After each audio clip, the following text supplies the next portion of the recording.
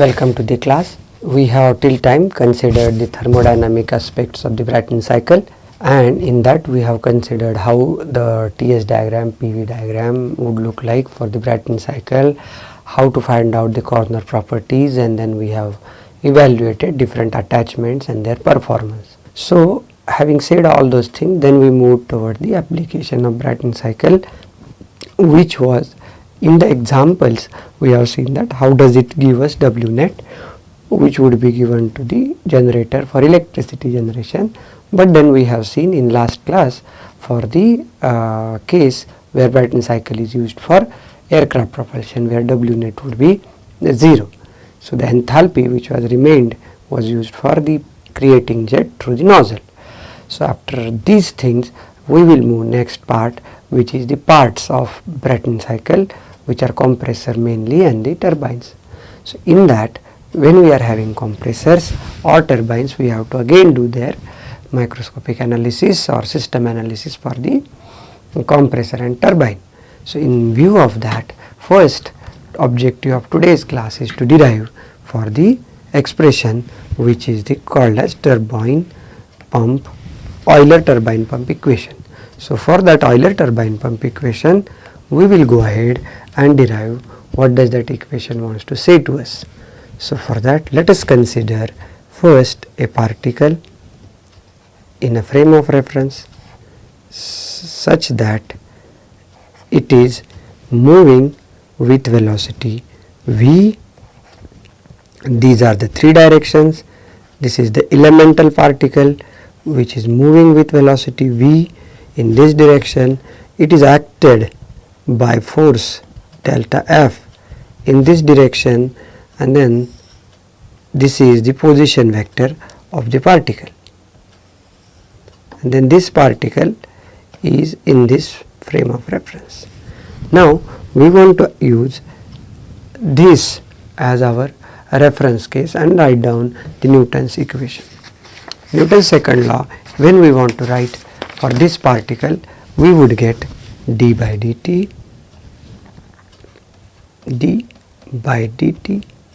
of v rho dv. dv is the volume of the particle, elemental volume of the particle, and rho is the density of the particle, is equal to delta F. So this is the Newton's second law as what we know. Now let us take the moment of this equation. This is basically a momentum equation. So for that, if we take moment, then moment is with respect to origin of the coordinate system, then r cross d by dt of v rho dv is equal to r cross delta F. But from the identity we can write this equation, we will give number 1. This is our equation number 1. But from identity we can write d by dt of r cross v rho dv is equal to d by dt of r cross v rho dv plus we have r cross d by dt of v rho dv. This is the identity for the cross product. Knowing this identity, we got a term which is dr by dt, but we know that dr by dt is v, which is rate of change of the position vector, is a v velocity vector. So from that we can put here as capital D by dt, which is a material derivative for the particle r cross v rho dv is equal to v cross v rho dv plus r cross d by dt of v rho dv. But we know that this cross product of the vector with itself is 0. So this term goes out. So we get d by dt of r cross v vector rho dv is equal to r cross d by dt of velocity vector rho dv. Now this, if we see equation number 1, then left hand side of equation is here, in equation 2 as right hand side. So we can write from equation 1 and 2, from equation 1 and 2 we can write down that d by dt of r cross v rho dv is equal to r cross f delta f. So this is our equation number 3. Now this is our equation number 3, which states that a rate of change of momentum of the particle and its moment, the rate of change of moment of the momentum of a particle is equal to the moment of the force applied on it. So having known this equation, we can further reduce this equation, we can further change this equation for the system. But for that we have to apply the Reynolds transport theorem. So we will say that let us apply Reynolds transport theorem. Basically, what is our target over here? We have derived this expression for one particle which is of volume delta V and density rho. But in the case of turbine and compressor, we will have infinite number of particles which would be entering and which would be leaving the system. So we have to write down the expression for a system and not for a particle. So Reynolds transport theorem helps us to write down the system equation with the help of the equation what we would have written for the particle. But for that, let us first write down what is the Reynolds transport equation. Reynolds transport theorem says that material derivative d by dt of some property B of the system is equal to rate of change of some property of the particle maybe is equal to integral dou by dou t of CV control volume rho B dV. B property is here, which is a specific property B. B is the total property of the particle and this B is the specific property of the particle, and then is equal to control surface rho B V dot ds. This is if a particle is having property B and then it is changing with respect to time, but when this system matches with the control volume. Basically here we are considering that the system is composed of infinite number of particles and the laws what we can write for the system can be applied for the right hand side, which is for the control volume, and for that moment system and control volume both are matching with each other. So the B system is basically the property which is summed over all the particles of the property, all the particles of the system. So B of a system, basically B of system is equal to integral over the system rho B dV. So if we integrate it over the all particles for a system, let us say B is some property of the system which is a specific property. So B is a specific property of the system. So if we consider momentum, then we have to consider that this is the momentum of the system. Then we have to consider B should be specific momentum. So it will be V, and rho dV is the mass of a particle. So mass of a particle into velocity of a particle. So if we integrate over it for the all particles, then it becomes momentum of the system. And this momentum of a system is changing with respect to time as it progresses. But for that moment, system is mapped with surrounding or control volume. So we can write down this using Reynolds transport theorem.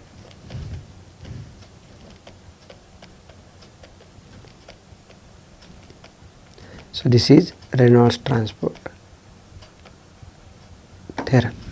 So according to this, now we can write down this as d by dt of integration over system rho b dv is equal to dou by dou t of control volume rho b dv.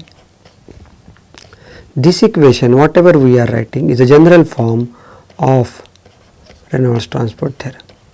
We will evaluate it with respect to our equation number 3. So now compare this equation with our equation number 3. This is our equation number 3.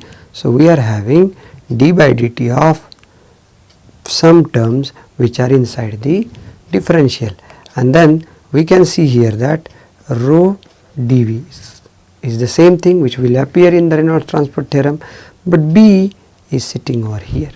So this is our b.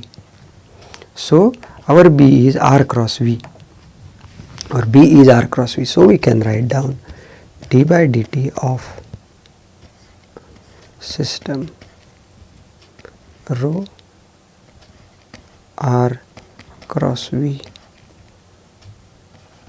dv is equal to dou by dou t of control volume rho r cross v dv plus control surface rho r cross v dot ds.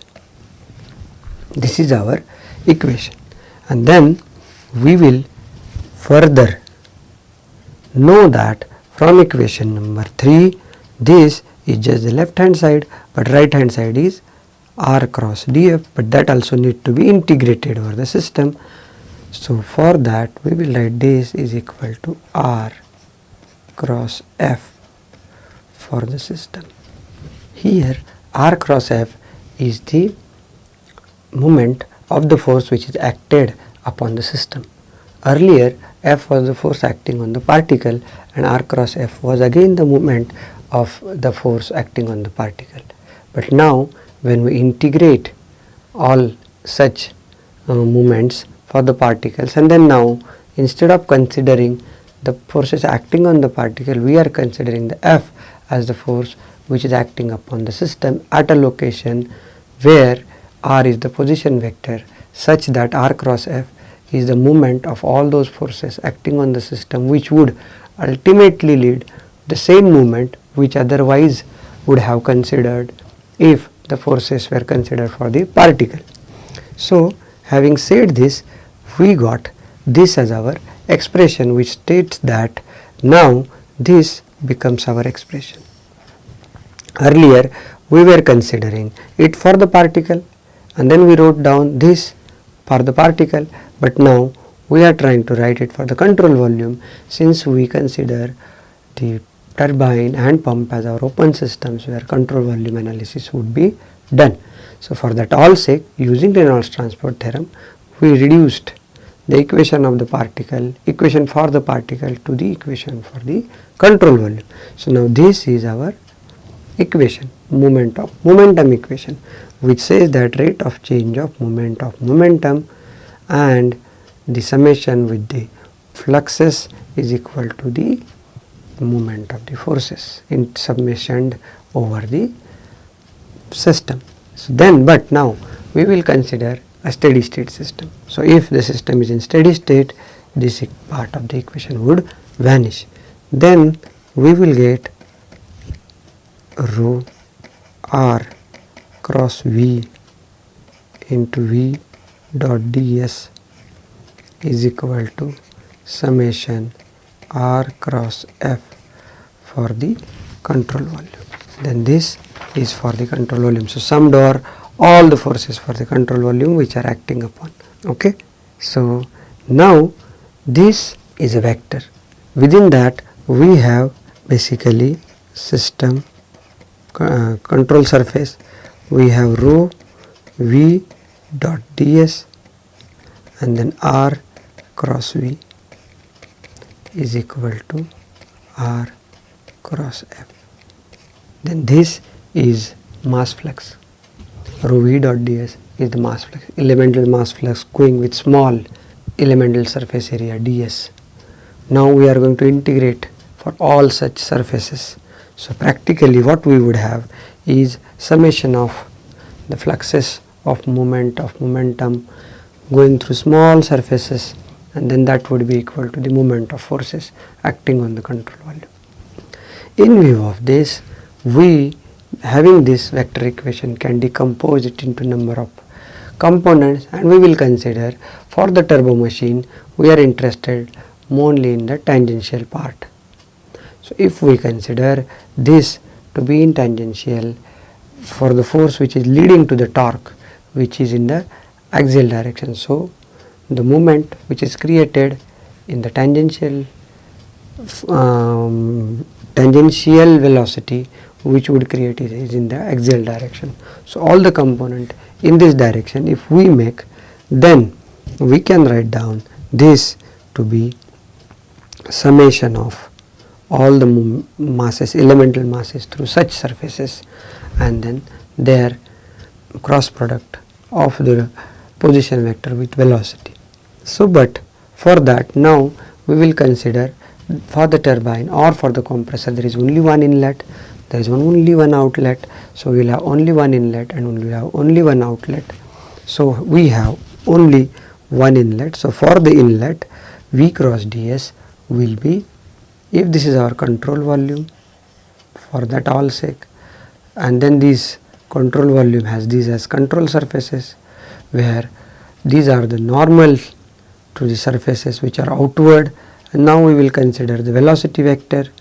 So for this inlet means velocity vector is positioned such that velocity flux is coming into the control volume of volume dV, and then this velocity vector is going out of the control volume. So this surface turns out to be the inlet, this surface turns out to be the outlet, but here velocity vector and normal vector both are in opposite direction. So V dot ds will have negative sign here, and for outlet V dot ds will have positive sign since both the vectors are aligned with each other. So what we would have is minus m dot, and then we will have R cross V in a particular direction of our interest, plus for the outlet we have m dot into R cross, this is for inlet,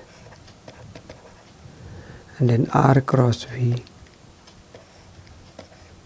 for outlet in a particular direction of our interest is equal to summation R cross F between inlet and outlet in a particular direction of our interest, and that is what we will call it as torque, and this is torque of our interest.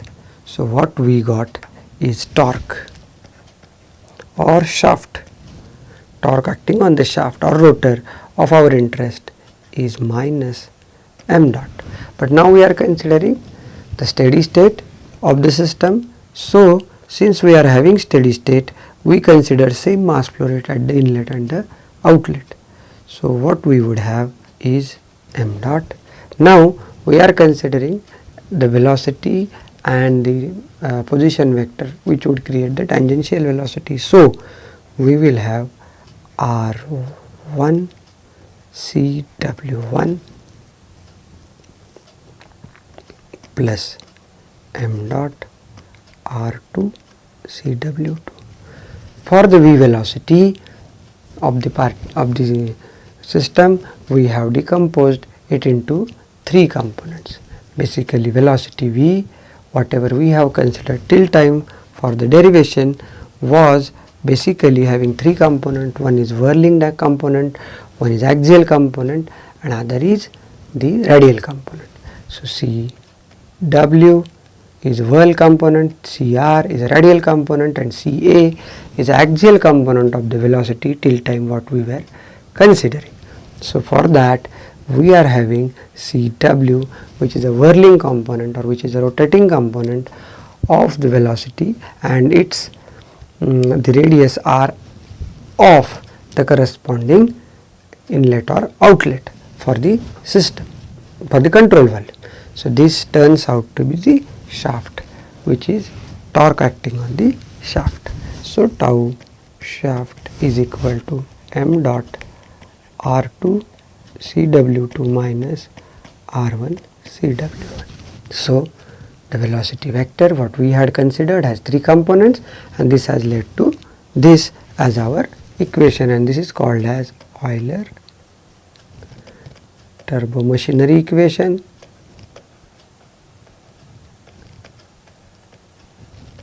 or Euler turbine pump equation. Here it is evident that if R2 CW2 is greater than R1 CW1, means outlet is having more R2 CW2 than the inlet, then what we would have is tau s as positive, and if R2 CW2 is less than R1 CW1, we will have tau s as negative. Okay, so this is for the system. So this is what it would lead to the fact for us, and then we can know that the machines which are work absorbing machines, and then there are machines which are work producing machines. So for the machines which are work absorbing machines, what we will have is basically this. So this R2 CW2 and tau shaft will be positive for the work absorbing machines,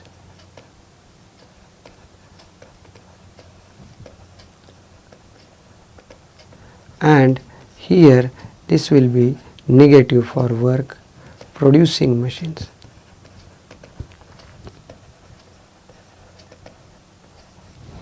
So we will have this for pump and compressor, and this is for turbine, and accordingly we will change this equation by considering this to be positive or negative accordingly, since we are interested in the magnitude of the shaft power. Having said this, we can next move to find out the work. So W, which is a shaft work, is equal to omega, which is the angular velocity, into shaft power. So shaft work is equal to m dot into R2 omega CW2 minus R1 omega CW1. So R2 omega and R1 omega would lead to the tangential velocity at that location, is equal to m dot U2 CW2 minus U1 CW1, where we know U is equal to pi dn by 60, omega is equal to pi dn by 60. Okay, so this is RPM which would be given to us, then we can find out what is the velocity. Okay, in this case then we can find out, we would have found out the power. Now let us consider the fact that what's the idea of this expression. How can we interpret this expression of power what we have derived? So for that all sake, let us consider a velocity triangle here onwards for our further discussion, and as per that velocity triangle, let us consider that a general turbo machine. In that turbo machine, this is the blade. Okay, having this blade with us, we will have this something as inlet. So for that inlet we will have this as the velocity, which is the relative velocity. This will be absolute velocity, and then this will be the tangential velocity, and this will be the radial velocity CR1. Okay, so here what we are saying, C is absolute velocity and this blade is rotating with omega angular velocity,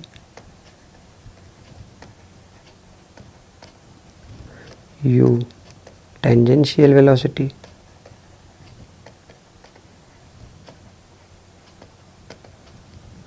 and then we have v as relative velocity. For that all sake, what we would have is C, which is absolute velocity, is basically tangential velocity and relative velocity summation. So the flow is going from inward to outward. We don't want to define this turbo machinery as compressor or turbine. We are just trying to draw the velocity triangle for the inlet and outlet of this turbo machinery, so that we would apply the turbo Euler turbine pump expression for this turbo machine. So we have fluid which is entering tangentially to this blade with relative velocity v, and this fluid has some absolute velocity c, but this point has tangential velocity which is u, but all are 1 which are at the inlet.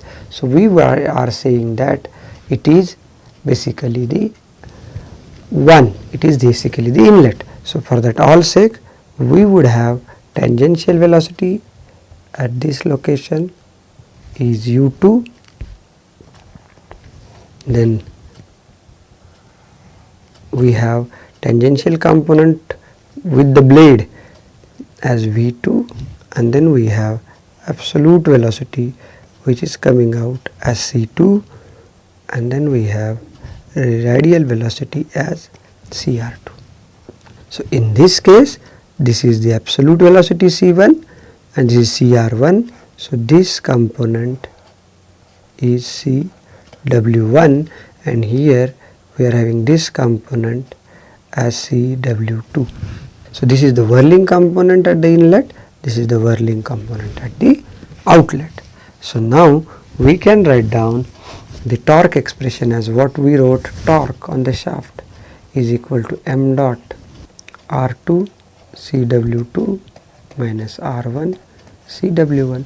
So we know cw1, we know cw2, so these were the cw1 and cw2 values, and then we are having torque of the shaft.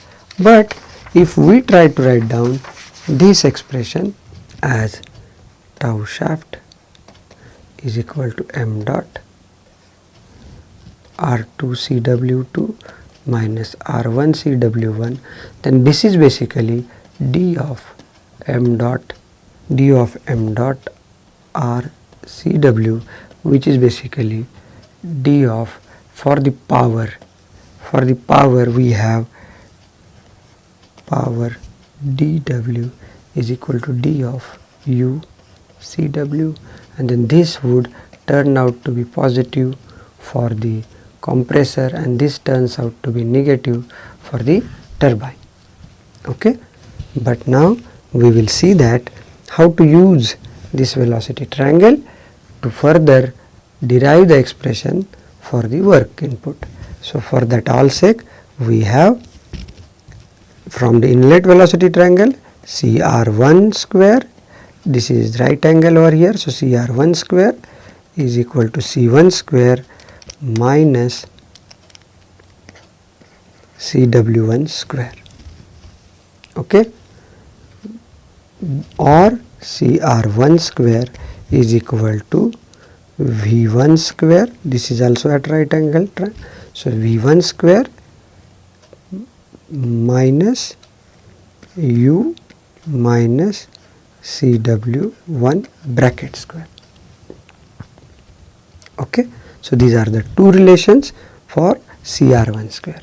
So, what we can write is basically C1 square minus Cw1 square is equal to V1 square u minus Cw1 bracket square. So, C1 square minus Cw1 square is equal to V1 square minus u1 square minus twice u1 Cw1 plus Cw1 square. So, we have C1 square minus Cw1 square is equal to V1 square minus u1 square plus twice u1 Cw1 minus Cw1 square. So, Cw1 square would cancel out. So, we get twice u1 Cw1 is equal to C1 square minus plus u1 square minus V1 square. So, u1 Cw1 is equal to half C1 square plus u1 square minus V1 square. If we apply the same philosophy at the outlet, we should be getting u2 Cw2 is equal to half C2 square plus u2 square minus V2 square. Having said this, we can put this into the expression for work. So, we know work is equal to m dot u2 Cw2 minus u1 Cw1. So, we know that W is equal to m dot half C2 square plus u2 square minus V2 square minus half C1 square plus u1 square minus V1 square. So, W is equal to m dot into half C2 square minus C1 square minus plus half u2 square minus u1 square minus half V2 square minus V1 square. So, work done or work input for the turbo machinery is related with the three changes in the kinetic energy. So, there are basically three effects sitting into the turbo machinery. First effect is called as impulse effect, where absolute velocity based kinetic energy changes between the inlet and the outlet of the turbo machinery or the rotor part.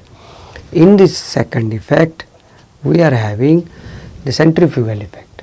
First is impulse effect, the second is the centrifugal effect, and this velocity change, related to that there is some kinetic energy change. This is mainly due to change in the radius, okay, of the fluid element which is between the inlet and the outlet due to centrifugal force. And then third effect is called as reaction effect, where relative velocity of the fluid changes while flowing over the blade from the inlet to the outlet. So, work done which we have arrived at the formula only from the velocity triangle or from the perspective of Euler turbine pump equation has basically three effects sitting in it, which have impulse effect, centrifugal effect and reaction effect, okay. And then these effects become dominant in one case, and then they may be summed over each other. One of the effects would be dominant in one case, or then there is a combination of all the three effects in some of the cases. We are going to see all these things in detail in the following classes. So, here we end today's class with the derivation for the Euler's turbine pump equation for any turbo machinery, and then this expression we will use for the particular cases here onwards. Thank you.